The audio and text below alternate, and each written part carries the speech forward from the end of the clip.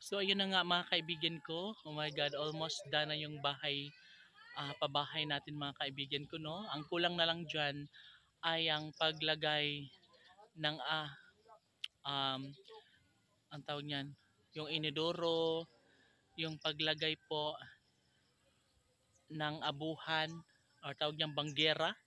Kasi doon sa kabilang dalawang kwarto mga kaibigan ko ay tapos na, pero dito yung side dito wala pa.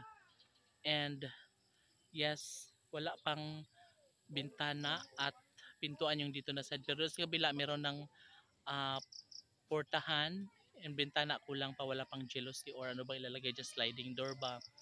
And ayun nga, sana bukas mga kaibigan ko ay matapos na ang, ay masimulan na siya agad.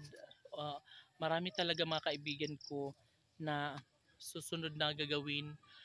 Doon ay nakaano na, ayan, yung part na dito banda mga kaibigan ko, ito, yan, dyan banda papunta doon sa dulo ay naka-assemble na yung mga ano, yung mga bakal na yung sukatan ba para gawin na ang pabahay. Ito lang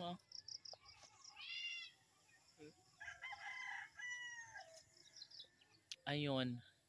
So, yes, excited na nga ang lahat. Ayun mga kaibigan ko. Sobrang malapit na talaga siyang matapos, no? And yes, sobrang excited na nga ang lahat dahil nga hindi na magtatagal ay malilipatan nila, matitirhan na nila yan maya-maya lamang mga kaibigan ko. And sana ay matapos na lahat ang mga pabahay dito na area mga kaibigan ko para, yes, para matirhan na, para wala nang ni isang pamilya sa amin ang walang matitirhan soon.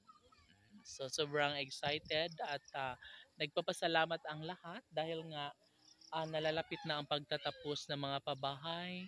Yung iba masisimulan na, and of course mas magiging maganda na to pagdating ng panahon mga kaibigan ko, lalong lalo na kapag puro na siya matarukan og mga balay para sa mga ating mga landslide survivors sa mga kapitbahay, o di ba?